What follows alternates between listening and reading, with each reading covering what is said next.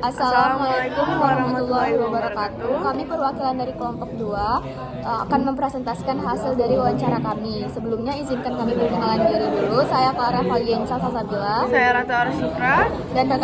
Dan rekan-rekan kami itu Hamami, Kefar, Ansari, dan Hairunisa yang berhalangan hadir. Terima kasih.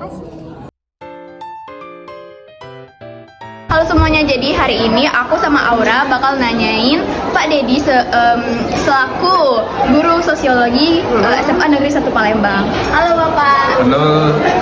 Boleh perkenalan diri dulu Pak? Silakan. Nama saya Pak Dedi ya.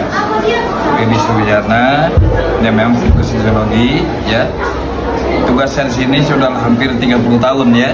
Sudah insya Allah tahun depan pensiun. Jadi apa yang kalian yang inginkan pada hari ini?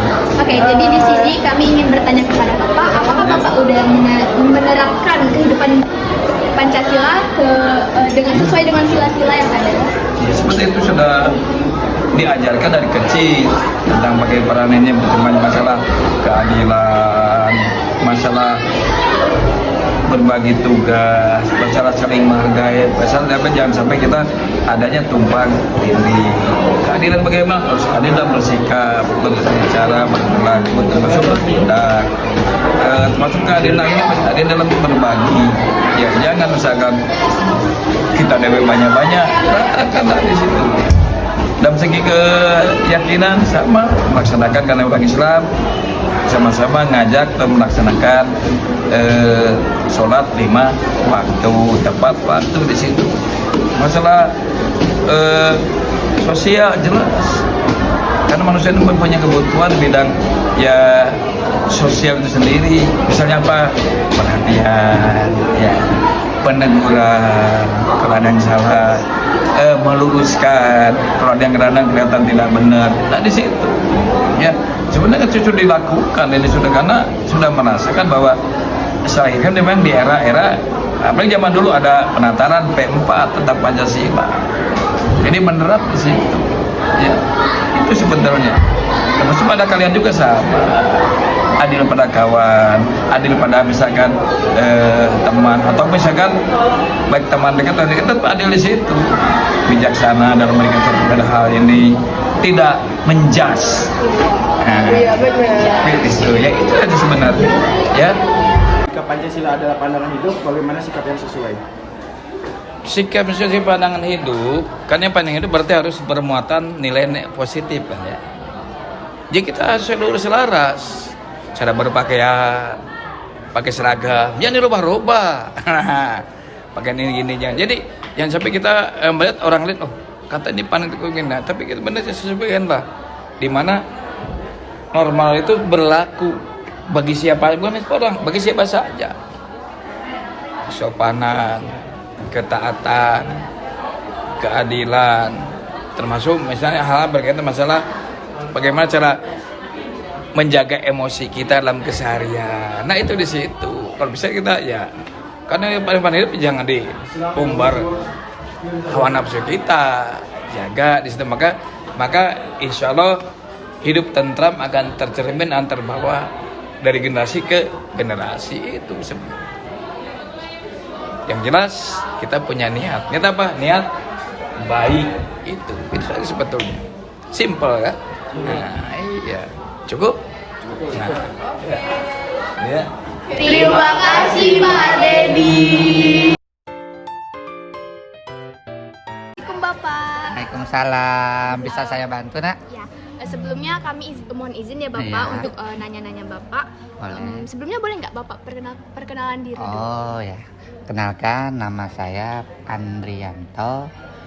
Kebenaran mengajar guru fisika ya, mengajar mata pelajaran fisika. Kami izin bertanya ya Bapak. Boleh.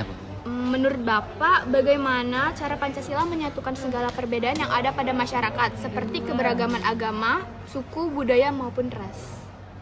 Yang mana menyatukan segala perbedaan dengan Pancasila intinya ya.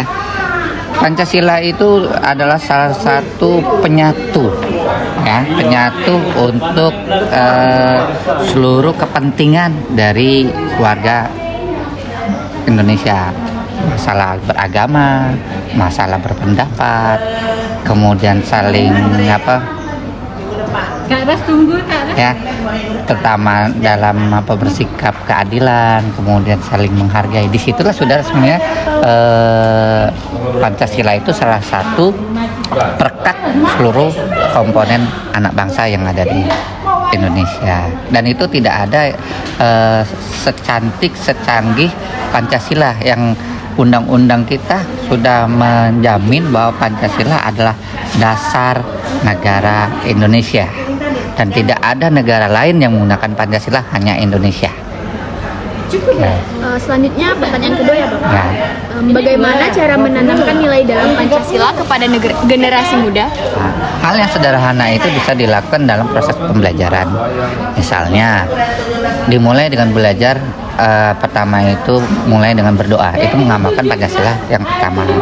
Yang kedua, ketika berpendapat. Nah, di situ kita sudah mengamalkan Pancasila kedua, saling menghargai. Nah, kemudian bekerja sama, misalnya dalam menjaga keamanan kelas ya. Itu sudah kita mengamalkan Pancasila ketiga. Nah, kemudian kita memutuskan sesuatu, misalnya kebaikan bersama, itu sudah menjalankan musyawarah keadilan sosial bagi rakyat Indonesia, itu sila keempat. Nah, kelimanya apa? Keadilan sosial, artinya siswa itu merasa nyaman, merasa tenang ketika ada di kelas. Itu bisa diamalkan secara langsung di dalam kelas dalam proses pembelajaran. Gimana? Oke, sudah cukup jelas. Untuk pertanyaan terakhir, mengapa ada orang yang dapat bersikap tidak sesuai dengan Pancasila? Menurut Bapak aja ini. Nah, kalau misalkan orang tidak mengimplementasikan Pancasila dalam kehidupan sehari-hari karena dia tidak memahami, kemudian tidak mau untuk mengetahui, jadi wajar sehingga menimbulkan dia tidak menjalankan Pancasila. Contohnya ini, dalam kehidupan sehari-hari, misalnya kita dilarang untuk membuli. Nah, itu di Pancasila itu kan kita harus saling menghargai. Nah, kenapa dia membuli? Karena tidak bisa menghargai orang lain, maka dia sama saja tidak menjalani Pancasila. Gitu. Kemudian bisa jadi yang namanya orang itu tidak mau berideologi Pancasila karena tidak merasa dirinya tidak bebas dalam beraktivitas. Ya, contohnya misalnya kan pergaulan bebas. Nah, itu kan merasa orang tidak nyaman karena Pancasila sudah mengatur bahwa kita patuh dengan Undang-Undang Dasar 1945, di mana diatur bahwa kehidupan itu berdasarkan undang-undang, misalnya mengikuti norma agama, norma sosial, ya. Itu saja mungkin bisa. Udah cukup ya. Terima kasih Bapak atas jawaban yang sangat terperinci. Iya. Kami mohon pamit ya Bapak. Ya, terima kasih. Terima kasih Bapak. Sukses ya. Ya, terima kasih Terima kasih, Bapak. Ya. Bapak, sebelumnya Halo. apa kabar? Baik, alhamdulillah sehat. Alhamdulillah. Oh ya. Boleh Bapak sebelum kita wawancara memperkenalkan diri? Baik, nama saya Faisal Rija, guru SMA Negeri 1 Palembang. Wah. Mengajar ekonomi akuntansi. Baik. Silakan. Oke, izin wawancara Pak ya? Boleh. Oke, pertanyaannya adalah apakah Pancasila hanya dapat menjaga hubungan antara manusia saja? Pancasila itu selain dengan manusia, dengan alam, dengan seisi alam semesta ini kita harus tetap berhubungan karena Pancasila itu isinya luas, semestanya luas. Sebab yang dikaji oleh para pahlawan pendiri kebangsaan ini merumuskannya sangat-sangat sulit melalui perenungan-perenungan yang mendalam. Itu tetap ada hubungannya, termasuk hubungan hablum minallah wa hablum minannas, tetap ada. Silakan. Oke. Lanjut. Baik. Pertanyaan selanjutnya, apa konsekuensinya dari Pancasila yang merupakan sumber segala hukum?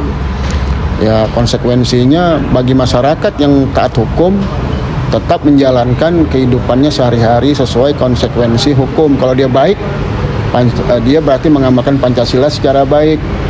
Tapi kalau dia berbuat negatif berarti tidak mengamalkan Pancasila sebaik-baiknya. Itu konsekuensinya. Ada negatif dan ada positifnya. Itu. Oke. Pertanyaan terakhir, Ya. apa yang terjadi apabila Pancasila tidak diterapkan oleh bangsa Indonesia? Wah, berarti sudah mengkhianati para pendiri bangsa. Kalau tidak menjalankan apa yang namanya Pancasila, apalagi pondasi Pancasila dan butir-butir Pancasila tidak dijalankan sebaiknya. Nah, itu akibatnya apa? Masyarakat bukan lagi kita negara berpancasila lagi, apalagi berdemokrasi Pancasila. Sudah hilang dari makna arti kemerdekaan yang didirikan oleh para pendiri bangsa. Baik, oke. Terima kasih Bapak atas waktunya. Ya, boleh, Maaf boleh. mengganggu waktunya. Tidak apa-apa, sukses untuk kalian semua. Terima kasih Bapak. Oke, makasih banyak juga. Terima Ya. kasih Bapak.